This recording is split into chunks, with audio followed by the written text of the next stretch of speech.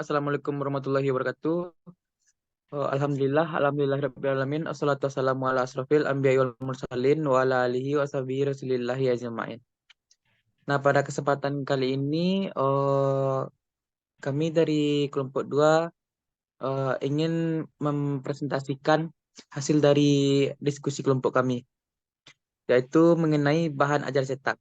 Nah, agar untuk tidak memperpanjang waktu, langsung saja pada materi pertama saya serahkan kepada rekan saya yaitu Ahmad Zizan Al-Fajri. Kepada Zidan saya persilahkan.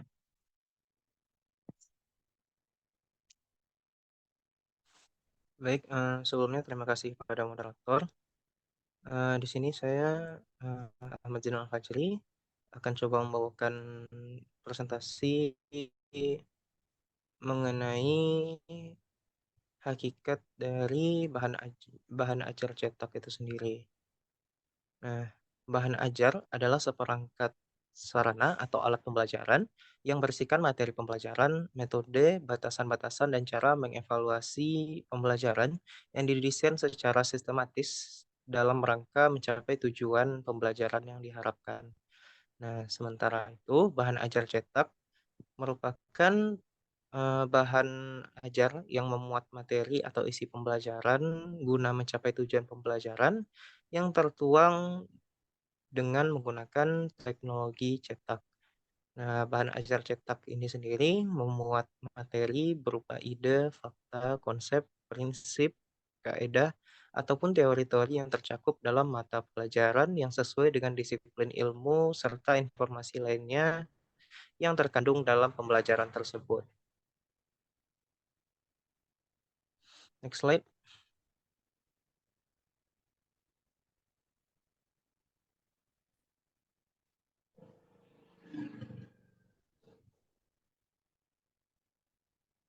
Next slide.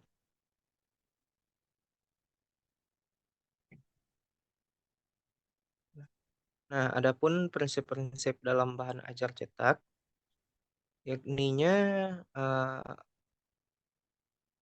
aturan-aturan ataupun hal-hal yang penting diperhatikan dalam menyusun dan mengembangkan bahan ajar cetak itu sendiri. Nah, menurut Depdiknas pada tahun 2008, setidaknya ada beberapa hal yang penting untuk diperhatikan dalam menyusun bahan ajar cetak itu sendiri. Nah, yang pertama, yakninya dalam mengembangkan bahan ajar, hendaknya bahan ajar itu sendiri dikembangkan mulai dari konsep yang mudah, untuk nantinya bahan ajar ini digunakan untuk memahami konsep yang sulit. Dan bahan ajar dikembangkan dari satu konsep yang konkret menuju konsep-konsep yang berbentuk abstrak. Nah, di mana tujuan dari prinsip ini adalah untuk membawa peserta didik dari hal yang mudah untuk dipahami dulu, untuk nantinya dapat meningkatkan pemahaman mereka agar dapat memahami hal-hal yang sulit dalam satu pembelajaran. Misalnya, eee, peserta didik akan lebih mudah untuk menjelaskan konsep-konsep dasar seperti konsep pasar, maka kita dapat membawa peserta didik untuk berbicara ataupun membahas mengenai pasar yang berada di sekitar lingkungan mereka. Nah, setelah itu baru kita mungkin dapat membahas pasar dalam konteks yang lebih abstrak lagi, intinya seperti berbagai macam jenis pasar dan konsep-konsep abstrak lainnya. Selanjutnya, pengulangan akan memperkuat pemahaman dalam pembelajaran. Nah, pengulangan ataupun repetisi ini dapat membantu peserta didik untuk dapat lebih memahami konsep itu sendiri. Walaupun maksudnya sama, dalam pengulangan tersebut, satu informasi yang diulang-ulang oleh peserta didik akan lebih berbekas dalam ingatan mereka, sehingga nantinya pengulangan ini dapat membantu mereka dalam mempelajari satu konsep tertentu. Lalu prinsip berikutnya, umpan balik positif akan memberikan penguatan terhadap pemahaman peserta didik yang seringkali menganggap mudah dan memberikan respons yang sekedarnya. Nah, seringkali mungkin umpan balik yang diberikan atas respon peserta didik ini tidak begitu ketara positifnya, sehingga, eee, respon yang kurang positif ini tentunya akan berpengaruh kepada hasil belajar peserta didik.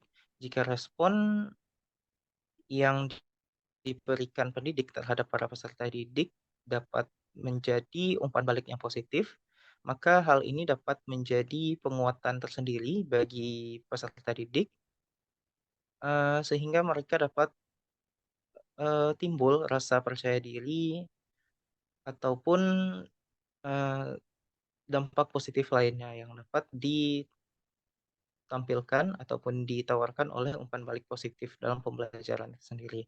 Selanjutnya, motivasi belajar yang tinggi merupakan salah satu faktor penentu keberhasilan dalam belajar. Nah, peserta didik yang memiliki motivasi belajar tinggi akan lebih berkemungkinan berhasil dalam belajar.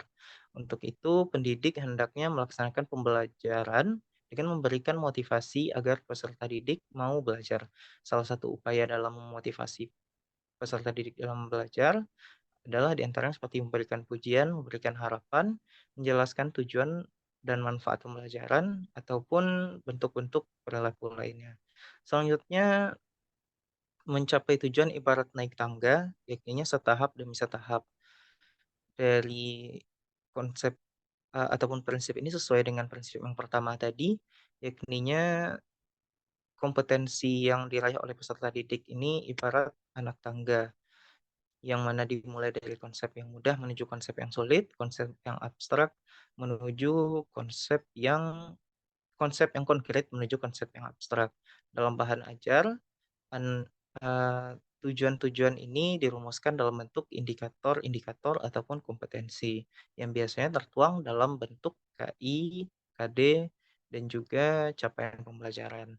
Dan yang terakhir, mengetahui hasil yang telah ditetapkan, yang telah dicapai akan mendorong peserta didik untuk terus mencapai tujuan dalam pembelajaran. Nah, selaras dengan poin sebelumnya, setiap anak yang dapat mencapai tujuan, mereka akan mencapai tujuan pembelajaran tersebut dengan kecepatannya masing-masing. Namun mereka semua akan mencapai hasil belajar ataupun tujuan pembelajaran tersebut dalam waktu yang berbeda-beda.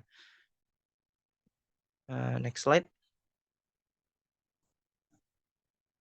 Nah, selanjutnya kita akan membahas mengenai aspek materi bahan ajar cetak. Nah, sebagai salah satu media yang membantu guru dalam menyampaikan materi pembelajaran, bahan cetak ini sendiri memiliki sejumlah aspek-aspek esensial atau aspek-aspek penting yang merupakan hal yang penting untuk dipertimbangkan ketika merumuskan ataupun menyusun suatu bahan ajar. Nah, secara umum dapat dikemukakan bahwa pada bagian aspek-aspek materi pada bahan ajar cetak terdapat setidaknya 6 aspek dalam menyusun bahan ajar cetak. Yang pertama mengenai aspek isi, yakninya aspek isi ini terkait dengan konten ataupun inti dari materi pembelajaran yang penting disampaikan dalam satu bahan ajar cetak. Nah, inti materi pembelajaran ini sendiri meliputi 3 aspek, yakni yang pertama aspek kognitif atau pengetahuan, di mana aspek ini meliputi konsep, fakta, prosedur, dan juga prinsip. Nah, aspek kognitif atau pengetahuan ini merupakan hal-hal yang berisi keilmuan dalam format kognisi untuk membentuk pemahaman siswa mengenai konsep, prinsip, prosedur, dan lain sebagainya. Nah, yang selanjutnya mengenai keterampilan atau psikomotor, di mana keterampilan atau psikomotor ini merupakan bagian dari bahan ajar cetak yang ada hubungannya dengan kemampuan mengembangkan ide, menggunakan bahan, menggunakan peralatan, dan juga teknik kerja. Nah, aspek keterampilan ini merupakan bagian dari bahan ajar cetak yang nantinya diharapkan dapat membentuk peserta didik yang memiliki kecakapan dalam keterampilan bekerja, sehingga nantinya peserta didik ini memiliki kecakapan dalam aspek keterampilan ataupun psikomotor. Dan yang terakhir mengenai sifat atau afektif, dalam bahan ajar ini sendiri bahwasanya sikap-sikap atau nilai afektif ini sendiri merupakan nilai-nilai yang berusaha ditanamkan dalam bahan ajar tersebut, sehingga peserta didik dapat menjadi seorang yang bertindak sebagaimana mestinya di dalam kehidupannya. Adapun seperti sejumlah nilai-nilai yang coba ditanamkan melalui bahan ajar adalah seperti nilai kebersamaan, kejujuran, kasih sayang, tolong-menolong, semangat, dan juga nilai-nilai lainnya. Nah, selain itu, aspek lain yang perlu diperhatikan dalam aspek isi ini adalah validitas dari isi itu sendiri, yakninya, eee, isi bahan ajar harus dikembangkan secara serius dan juga tidak asal-asalan. Nah, isi bahan ajar ini harus dikembangkan berdasarkan konsep dan teori yang berlaku dalam bidang ilmu tersebut dan juga sesuai dengan perkembangan bidang ilmu dan hasil penelitian ataupun riset yang berkembang dalam bidang ilmu tersebut. Nah, selanjutnya selain validitas, cakupan materi ataupun cakupan isi juga harus juga harus diperhatikan dalam mengiringi validitas ini, karena hal ini berhubungan dengan seberapa jauh ataupun seberapa dalam, seberapa luas satu topik akan disajikan kepada peserta didik. Nah, selanjutnya ada aspek metode pembelajaran. Aspek ini, terkait dengan bagaimana pemilihan metode pembelajaran yang tepat dilihat dari segi pengembangan materi isi bahan ajar. Nah, sesuai dengan, isi bahan ajar, maka metode yang digunakan juga harus setidaknya, sesuai dengan ataupun diperhatikan dalam penyusunan buku teks ataupun bahan ajar cetak.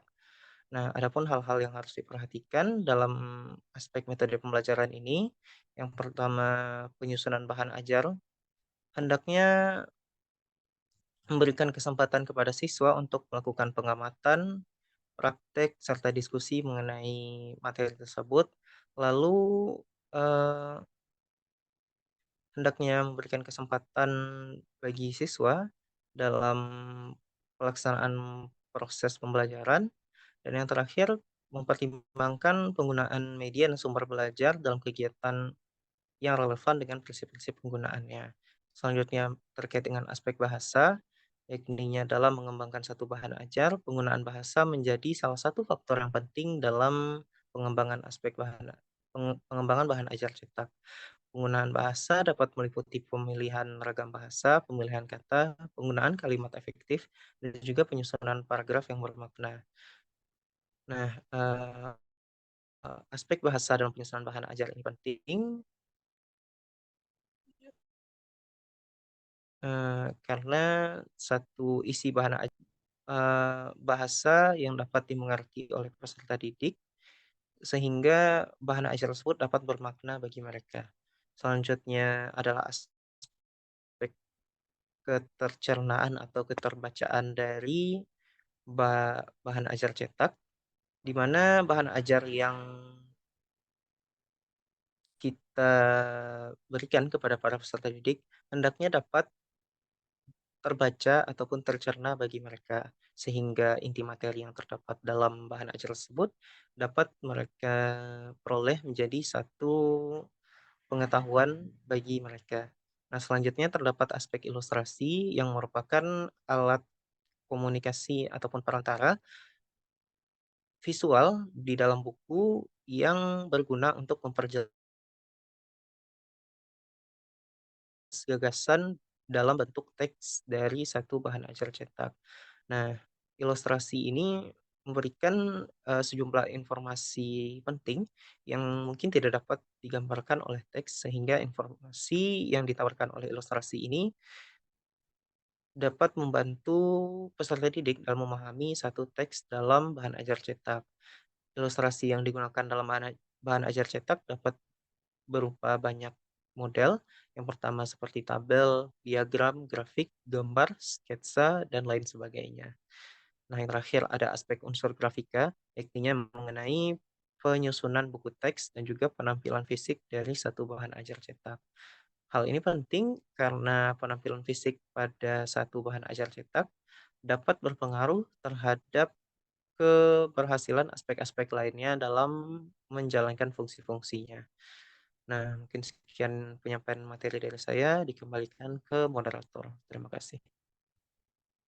Oh, baik, terima kasih kepada Ahmad Zidan Al-Fajri yang telah membahas tentang tadi hakikat dari bahan ajar, prinsip, maupun aspek-aspek dari bahan ajar tersebut.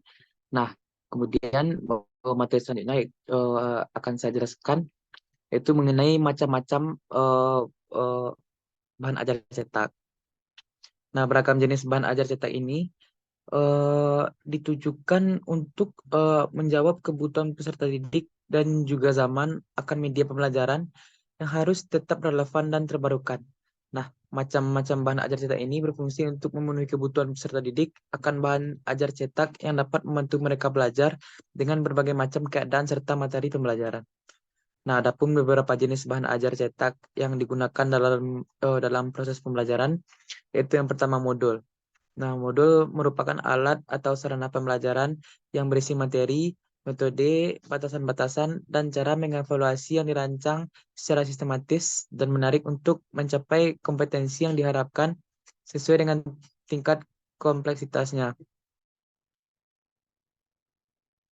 Nah, modul memiliki manfaat, yaitu salah satu di antaranya itu digunakan secara mandiri, belajar sesuai dengan kecepatan masing-masing.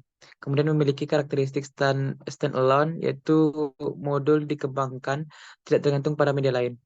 Nah, bersahabat dengan user atau pemakai, membantu kemudahan pemakai untuk direspon atau diakses. Kemudian mampu membelajarkan diri sendiri. Kemudian lanjut ke poin berikutnya itu karakteristik modul yaitu self-instructional, yaitu peserta diklat mampu membelajarkan diri sendiri, tidak tergantung pada pihak lain. Kemudian self-contained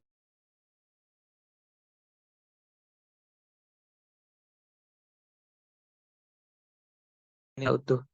Nah, kemudian itu standalone, yaitu modul manual atau multimedia yang dikembangkan tidak tergantung pada media lain atau tidak harus digunakan bersama-sama dengan media lain. Nah, kemudian lembar kerja siswa atau LKS. Nah, LKS adalah lembaran-lembaran berisi tugas yang harus dikerjakan oleh peserta didik. Nah, LKS biasanya berupa petunjuk langkah-langkah untuk menyesuaikan suatu tugas. Nah, lembar kegiatan peserta didik akan memuat paling tidak judul KD yang akan dicapai. Untuk penyelesaian peralatan bahan yang diperlukan untuk menyelesaikan tugas.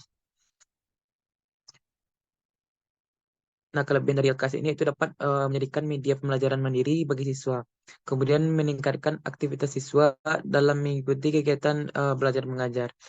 Kemudian praktis dan harganya juga terjangkau. Kemudian materinya juga lebih ringan dan sudah mencakup keseluruhan materi. Kemudian sebagai pengganti media lain, ketika media audiovisual misalnya mengalami hambatan dengan listrik, maka kegiatan pembelajaran dapat digantikan dengan media LKS. Nah, kemudian yaitu uh, handout itu adalah bahar tertulis yang disiapkan oleh seorang pendidik untuk memperkaya pengetahuan peserta didik.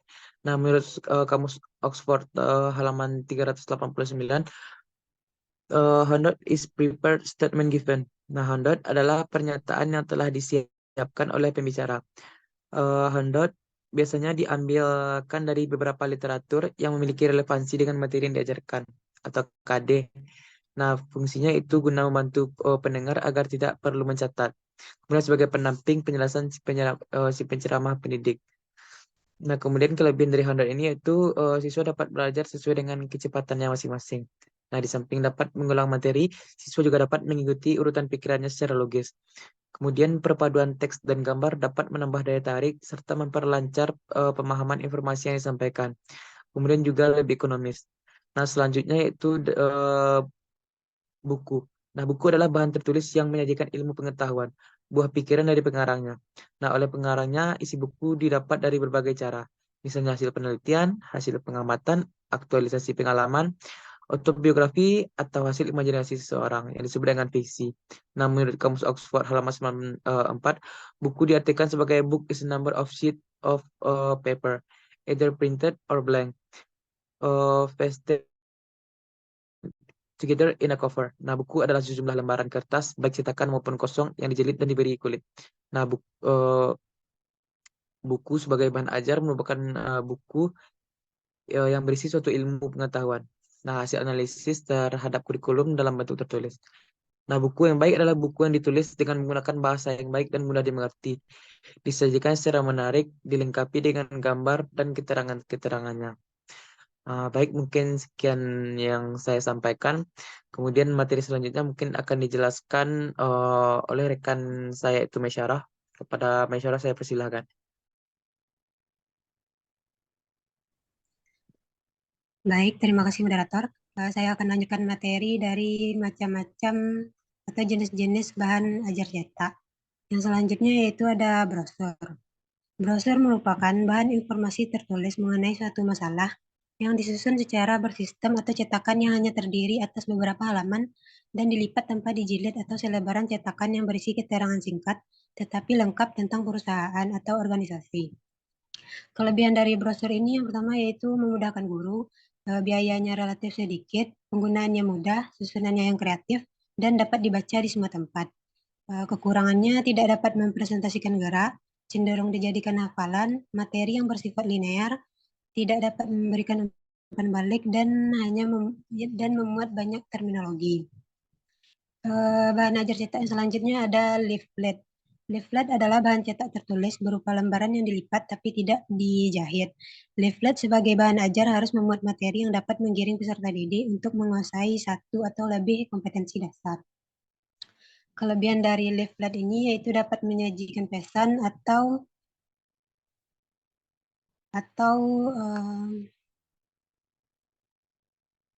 atau informasi dalam jumlah yang banyak. Pesan dapat dipelajari peserta didik sesuai dengan kebutuhan, dapat dipelajari kapan saja, dan perbaikan dapat dilakukan dengan mudah. Kekurangannya yaitu sulit menampilkan gerak, biaya percetakan yang mahal, proses percetakan yang membutuhkan waktu lama, pembagian unit-unit pelajaran yang harus dirancang dengan kreatif, dapat membawa hasil yang baik jika tujuan pembelajaran bersifat kognitif, dan media cetakan cepat rusak atau hilang. Yang selanjutnya ada wall chart.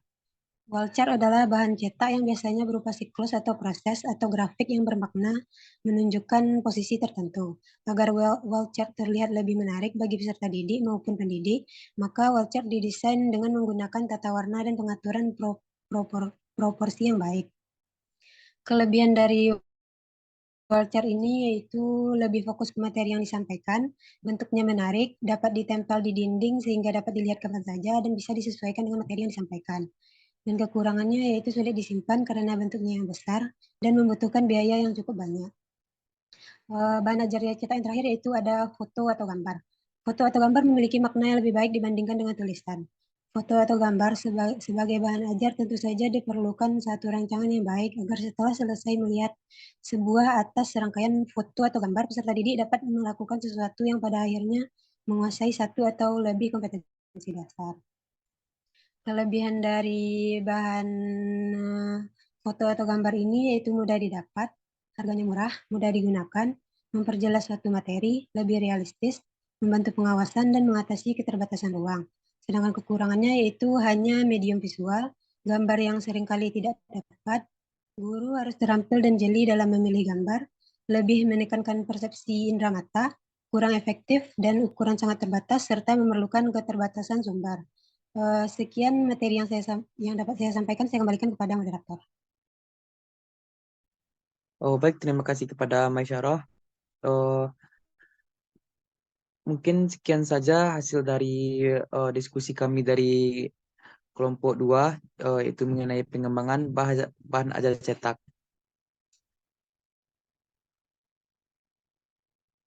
Nah, kesimpulan yang dapat kita ambil yaitu bahan ajar merupakan sarana pembelajaran yang digunakan oleh pendidik kepada peserta didik untuk memudahkan proses penyampaian pembelajaran. Nah, bahan ajar dibedakan menjadi dua, yaitu bahan ajar cetak dan bahan ajar non-cetak. Nah, bahan ajar cetak terdiri dari modul, handout, LKS, dan lain sebagainya yang memiliki komponen penyusun yang hampir sama. Adapun prinsip-prinsip yang harus dimiliki dalam sebuah bahan ajar, diantaranya itu prinsip relevansi, konsistensi, kecukupan, aktivitas, motivasi, individualitas. Nah, aspek yang perlu ada dalam sebuah bahan ajar itu mencakup keberadaan isi, penyajian materi, serta bahasa dan keterbacaannya. Nah, mungkin sekian dari kelompok kami, kelompok 2. Mengenai sesi selanjutnya mungkin bisa dilanjutkan di e-learning atau di kelas secara luring. Nah, terlebih dan terkurang dari kelompok kami, kelompok 2, saya ucapkan terima kasih. Mohon maaf yang sebesar-besarnya. Assalamualaikum warahmatullahi wabarakatuh.